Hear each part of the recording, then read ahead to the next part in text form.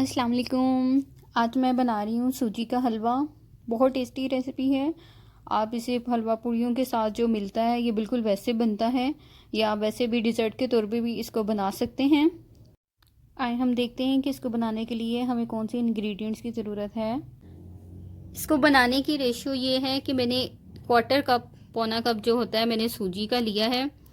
जितनी आपने सूजी लेनी है उतना ही आपने कुकिंग ऑयल लेना है या देसी घी लेना है। मैं कुकिंग ऑयल में बना रही हूँ। मैंने क्वार्टर कप लिया है सूजी, क्वार्टर कप ही मैंने कुकिंग ऑयल लिया है और क्वार्टर कप ही मैंने चीनी ली है। ठीक है, ये इसको बनाने की रेशो है। जितनी आप सूजी लेंगी उतना ही आप कुकिंग ऑयल या देसी घी लेंगी और उतनी ही आप चीनी लेंगी। बाज़ लोग सोचते हैं कि ये सिर्फ देसी घी में टेस्टी बनता है, कुकिंग ऑयल में नहीं बनता। मेरे घर में ज़्यादा कुकिंग ऑयल में बनता है क्योंकि इसमें ये बहुत ज़्यादा टेस्टी बनता है और ये बिल्कुल भी जमता नहीं है। ठीक है, ये तीन रेशो इसकी ये होगी कि हमने ये तीन चीज़ें, सूजी, कुकिंग ऑयल या देसी घी और चीनी, ये हमने इक्वल क्वांटिटी में लेना है, बिल्कुल एक ही मिकदार में। अब जितनी आप सूजी लेंगे उसके 3 गुना ना इसमें पानी जाएगा। अगर आपने 1 कप सूजी ली है तो इसमें 3 कप पानी जाएगा। ठीक है, 3 गुना इसमें पानी जाएगा। ये 4 अदद मैंने हरी इलायची ली हैं। 2 टेबलस्पून मैंने ये कोकोनट लिए हैं, जिसके मैंने ऐसे स्लाइस कट कर लिए हैं। उसके बाद इसमें किशमिश जाएगी तकरीबन 2 टेबलस्पून, और 1 टेबलस्पून इसमें ये बादाम जाएंगे। 1 टेबलस्पून मैंने लिया है, इसको मैंने छिलके उतार लिए हैं। चले आए इसको प्रिपेयर करते हैं। बिस्मिल्लाहिर्रहमानिर्रहीम। अब हम एक पैन में कुकिंग ऑयल डालेंगे या देसी घी डालेंगे और इसको हमने बिल्कुल हल्की आंच के ऊपर गरम करना है। 2 से 3 मिनट के बाद जब ये गरम हो जाए तो आप इसमें सूजी डाल दें।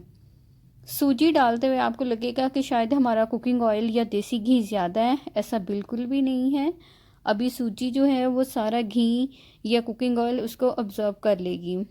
आपने ये हल्की आंच के ऊपर पकाना है, वरना आपकी सूजी बहुत जल्द कलर ले लेगी, लेकिन फ्रेगरेंट भी नहीं होगी और वो आपको ना फ्राइड भी नहीं लगेगी और कच्चापन का उसमें एहसास होगा। आपने इसको हल्की आंच के ऊपर 2 से 3 मिनट फ्राई करना है। फ्राई करने के बाद आपने इसमें 2 से 3 मिनट के बाद ही आपने इसमें हरी इलायची डाल देनी है। अब इलायची डाल के आपने फिर इसको भूनना है। आपको तकरीबन इसको भूनने में 7 से 8 मिनट लगेंगे हल्की आंच के ऊपर, लेकिन आपने इसमें इस काम में जल्दी नहीं करनी। ये देखिए, आप 7 से 8 मिनट के बाद भी बिल्कुल हल्की आंच के ऊपर मैंने इसको फ्राई किया है। ये लाइट से ब्राउन कलर की हो गई है। ठीक है, ये इसका मतलब है उसकी खुशबू भी बड़ी प्यारी आने लग जाती है। इसका मतलब है हमारी जो सूजी है वो वेल फ्राइड हो गई है, बहुत अच्छी तरह उसको हमने फ्राई कर लिया है। अब आपने चूल्हा बंद कर देना है और इसमें हम पानी डालेंगे, जो हमने 3 क्वार्टर कप पानी लिया है। ठीक है, चूल्हा हमने बंद ही रहने देना है। फिर हमने इसमें पानी डाल के इसमें हम चीनी डालेंगे। ठीक है, चूल्हा हम इस वजह से बंद कर रहे हैं ताकि इसमें लम्स ना बने, वो गुठलियाँ सी बन जाती हैं, वो नहीं बनेंगी। फिर हमने इसमें जो अपने किशमिश डाली हैं, जो भी आप डालना चाहें, मैंने गरी डाली है और साथ में बादाम डालूँगी इसमें। अगर आप काजू भी ऐड करना चाहें तो काजू भी ऐड कर सकते हैं। ये सब आप पे डिपेंड करता है कि आप इसमें कौन कौन सी चीज़ें यूज़ करना चाहते हैं।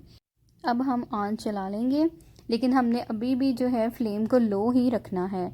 अब हम इसको अच्छी तरह मिक्स करेंगे। आप देखेंगे इसमें कोई भी गुठली नहीं बनी होगी। अगर चूल्हा ऑन रहने देंगे तो फिर इसमें गुठलियाँ बन जाती हैं, इसलिए हम इसको ऑफ़ करके डालेंगे।